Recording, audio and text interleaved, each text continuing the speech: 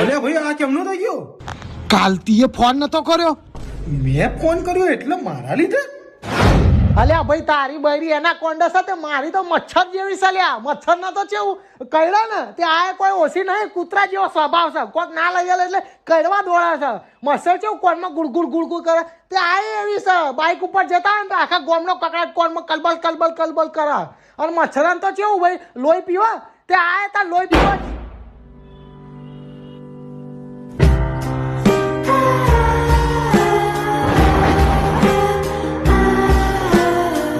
જા તને ગયો પણ